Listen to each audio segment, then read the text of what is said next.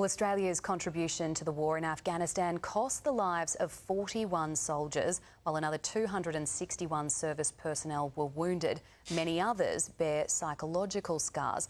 And one group that works with our returned soldiers is Veteran Support Force, and its founder, Heston Russell, joins me now. Heston, what are the veterans that you're speaking with today saying about what they're seeing? Well, g'day, Kendall, and it's very difficult for a lot of the veterans of my generation because Afghanistan was nearly our entire career in our service, and so much of our personal and collective identity, the reason why we joined up to serve and achieve those Australian values, is tied up with what happened over there.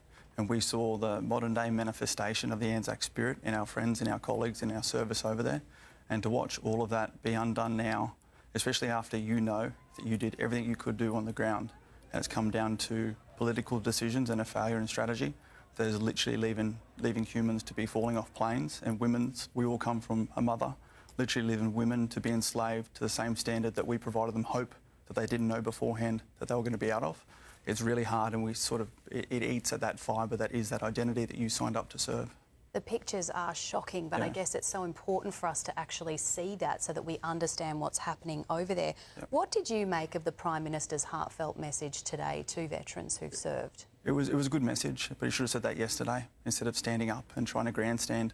And again, the most dangerous, like I said, about losing that identity is when your purpose starts to wane, when those Australian values you believe in and you thought that the government was doing their job, and it turns out they've been asleep on picket and they haven't been planning this strategy while you've been doing all the lifting on the ground.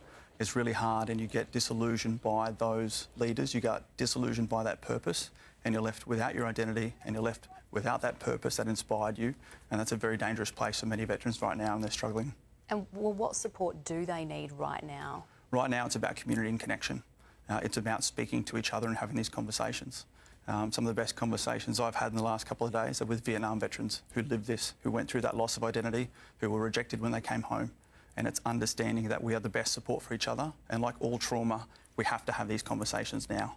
Trauma doesn't go away. You have to dig it out later. We need to take this time now to have these conversations. And hopefully the government now is doing their job to rescue those who supported us on the ground. Absolutely. Heston, we thank you so much for your time this afternoon. Thanks for joining us. Thanks so much.